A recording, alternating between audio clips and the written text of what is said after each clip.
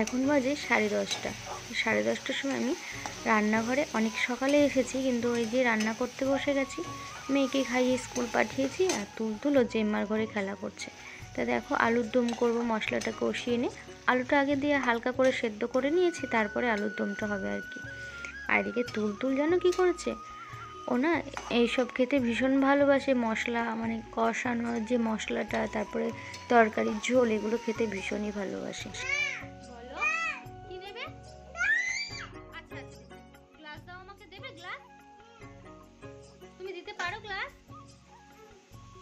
কাপে খেতে হয় না, কাপে তো হাতে লাগবে তোমার। গ্লাস দাও। হ্যাঁ হ্যাঁ, এটা কি? কোথায় যাবে তুমি এখন?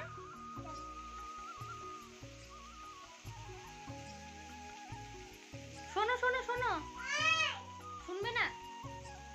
হাত দেয় না জলের মধ্যে। ওইটুকুই খেয়েছে, তারপরে এই যে দেখেছো জলগুলোকে ছিটাচ্ছে হাত দিয়ে, এটা ওই নিয়ম। দেখিয়ে দিই, এই যে রয়েছে এখানে কালকের মাছ ভাজা ছিল, মাছ ভাজা দিয়ে আলু দিয়ে বেগুন দিয়ে ঝোল হয়েছে। আর এখানে রয়েছে এই যে তোমার ডাল করেছি, বলতে তোমার গাজর আলু কেটে দিয়ে ডাল করা হয়েছে। আর এখানে রয়েছে আলুর দম। এটাই হলো আজকের আমার লাঞ্চ মেনু। হ্যাঁ, গুড আফটারনুন বন্ধুরা, তোমরা সবাই কেমন আছো? আশা করছি সবাই ভালো আছো, সুস্থ আছো। এই যে দেখো আমি একটু শাড়ি পরেছি, আর আজকে হচ্ছে বৃহস্পতিবার। শাড়ি পরেছি তার কারণ হচ্ছে আমি কোথাও একটু যাচ্ছি, তাই শাড়িটা পরেছি। আর এই যে দেখো রেডি হয়ে গেছে আমার সাথে বেরোবে বলে। আমি বললাম না এখন চল বাবার সাথে চল, আমি একটু পর নিয়ে যাচ্ছি, কারণ আমি হাঁপিয়ে যাবো নিয়ে যেতে গিয়ে। ও বলছে না এখনই করে উঠবে। দেখো একটু হাই করবে তাহলে। আর কিছু বলার আছে তো? ওর বি ভাই আছে এখানে, ও দিদি ভাই তো বলে না, বি ভাই বলে। ওর দিদি ভাইও রেডি হয়ে গেছে, ওর দিদি ভাইয়ের জন্যই যাওয়া হবে। হ্যাঁ আমি, আমার কাছে থাক না। আর এতটাই দুষ্টু হয়েছে কি জানো তো, আমি ওর বাবাকে ছোট বলে ডাকি, ও ডাকছে যে ছোট। তা চলো আমি পরে গিয়ে কথা বলছি রাস্তায় বেরিয়ে। আমি কথা বলতে পারছি না, হাঁপিয়ে যাচ্ছি। হ্যাঁ চলো চলো, পরে কথা হচ্ছে।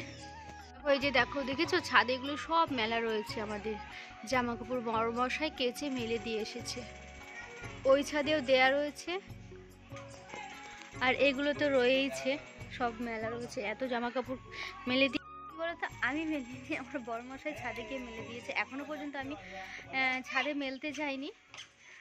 ওই আছে, আগের শীতে গেছিলাম, কিন্তু এবছর শীতে আমি এখনো একদিনও যাইনি ছাদে মেলতে। হ্যাঁ আবার আসার সাথে সাথেই চলে এসেছে। মানাও, হ্যাঁ যাচ্ছি, দাঁড়া বাবা আসো। হবে না, আমাকে এখনই নিতে হবে, আসো।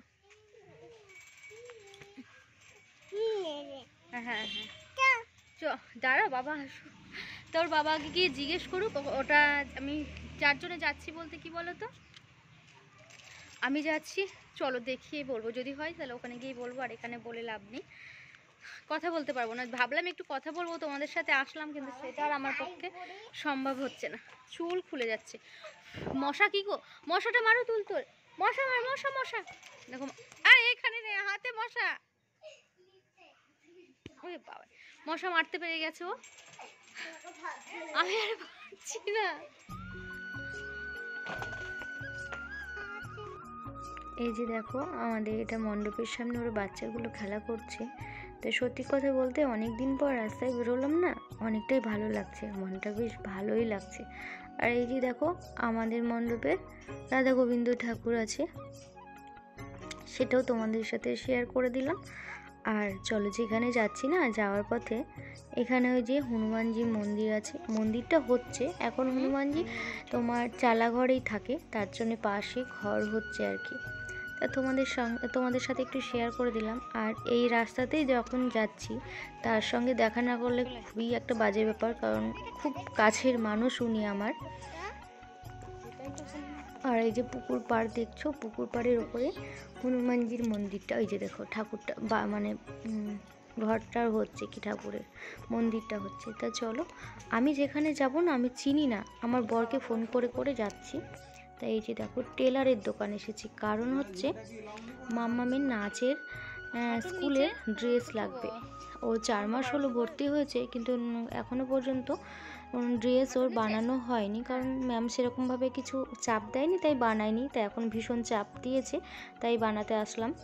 তাই যাই হোক, আমি তো এখানে চিনতাম না, আমি জানি না এখানে যে বানাতে দেয়, তো বড়মশাইকে ফোন করে করে আসলাম। আর এই যে দেখো, এটা হচ্ছে আমাদের ওখানে পাশের পাড়া, আর ওটা স্কুলটার নাম হলো শরৎপল্লী বালিকা বিদ্যালয়। তাই যাই হোক, দেখো ওখানে সবাই খেলা করে, প্রচুর বড় মাঠ, তোমরা দেখতেই বুঝতে পারছো। এরপর দেখো এই যে রাস্তায় আমি যাবো আর কি। কী যে বকবক করছিলাম আমি নিজেও জানি না। আর জানো তো, ভীষণ ঠান্ডা লাগছে, কারণ হচ্ছে আমি 4টের সময় বেরিয়েছি, আর এখন প্রায় সন্ধ্যের মুখোমুখি, আর ওদিকে সব লাইটগুলোও জ্বেলে দিয়েছে। তাই দেখো আমি শাড়িটাকে গায়ে জড়িয়ে নিয়েছি। তাই চলো নন্দেতে বাড়ি যাই, তুলতুলকে গিয়ে নিয়ে আসি।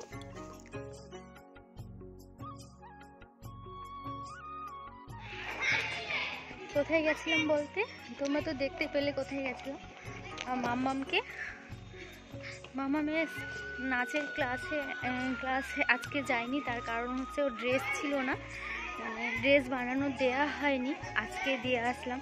কারণ এর আগে সেরকম চাপ দেয়নি বলে কিছু মনেও করিনি, আর বানাতেও দিয়ে আসা হয়নি। তা আজকে বানাতে দিয়ে আসলাম, সেটা তোমাদের সাথে দেখিয়ে দিলাম। এখন আমি তুলতুলকে যাদের বাড়িতে রেখে গেছি তাদের বাড়িতে যাচ্ছি, চলো। এই যে চলে এসেছি, দেখো আমাদের বাড়ি। এই যে তুলতুল এখানে আছে, রেখে গেছিলাম ওকে।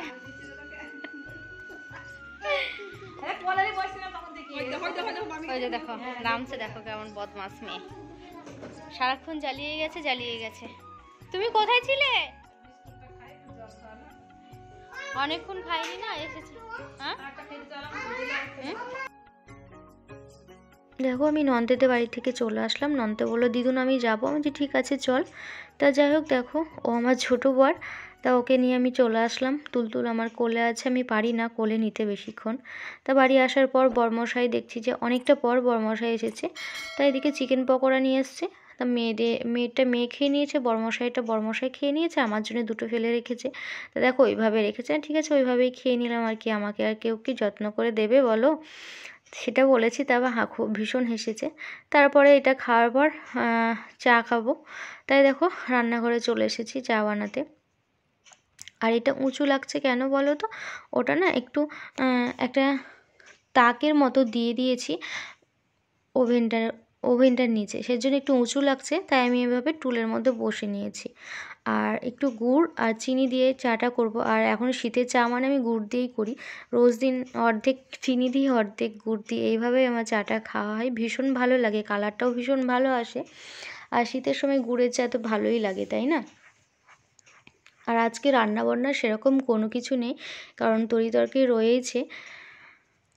চাটা বসে আর মুখটা কেটে গেছে, কারণ ওখানে ক্যামেরা সেট করার কোনো জায়গা নেই, তাই এইভাবেই করলাম আর কি। আর আমার দেখেছো ওই রান্নাঘরের নিচে বাসনের ঝুড়ি থাকে, মশলাপাতির ঝুড়িটা তাকের উপরে তোলা থাকে। আর যেগুলো আছে সেগুলো তোমাদের দেখিয়ে দিলাম। তো দেখো এদিকে আমার চাটা অনেকটাই রেডি, এবার যাব আমি ঘরে। আজকে আমার ক্যামেরাম্যান কে হয়েছিল বলো তো, আমার বরমশাই। তা আজকে আমার ক্যামেরা ধরে দিয়েছে, চলো দেখবে, তোমরা বুঝতে পারবে তারপরে। আর নতুন বন্ধু যদি এসে থাকো না, চ্যানেলটাকে প্লিজ সাবস্ক্রাইব করে দিও। আর পুরনো বন্ধুদেরকে অনেক অনেক ভালোবাসা। আর এখনও পর্যন্ত যারা লাইক করোনি, একটু লাইক করে দিও। আমার ভিডিওর কোনো অংশ ভালো লাগছে অবশ্যই কমেন্ট করে জানিও। আর আমি শাড়ি পরেছি আজকে, তোমরা তো দেখতেই পাচ্ছ, কারণ আজকে একটু পাড়ায় বেরিয়েছিলাম, তাই শাড়িটা পরছি। তা দেখো মা বললো চাটা নিয়ে ঘরে চলে আসো, তাই দেখো ঘরে আসলাম। ওইদিকে তুলতুল ঘুম থেকে উঠে ওখানে খেলা করছে, তারপরে ঘুমিয়ে গেছিলো হালকা করে, তো ঘুম থেকে উঠে ওখানে খেলা করছে। আর আমার বরমশাই ক্যামেরা ধরে দিচ্ছে, তাই আমি একটু বারবার তাকাচ্ছি, যদিও ক্যামেরাটা ঠিকভাবে আমি সেট করতে পারি না কোনো সময়। তা চলো, সবাই ভালো থেকো, সুস্থ থেকো, সাবধানে থেকো, এভাবে আমার পাশে থেকো। এই যে বরের হাত দেখেছো। আর আজকে সত্যি কথা বলতে আমার মনটা বেশ ভালোই আছে, পাড়ায় ঘুরতে পেরেছি, মানে ঘুরতে যাই না আর কি, বারণ থাকে না। অনেকদিন পর ঘুরলাম, তো বেশ ভালোই লাগলো, সবাইকে দেখতে পেলাম। আর ঘরের মধ্যে সারাক্ষণ থাকি, আর ভালো লাগে না, বেরোতেও ইচ্ছে করে না, আর ঘরের মধ্যে থাকতেও ইচ্ছে করে না, কি আর বলবো বলো। তাই চলো, দেখো একটা ছবিও তুলে নিলাম। জানো তো বন্ধুরা, দুটো ছবি তুলতে গিয়ে ভীষণ ঝামেলা করেছে বরমশাই আমার সাথে। তাহলে চলো আবার নেক্সট দিন নতুন কোনো ব্লগের সাথে তোমাদের সাথে দেখা হবে। সবাইকে গুড নাইট, শুভরাত্রি, টাটা।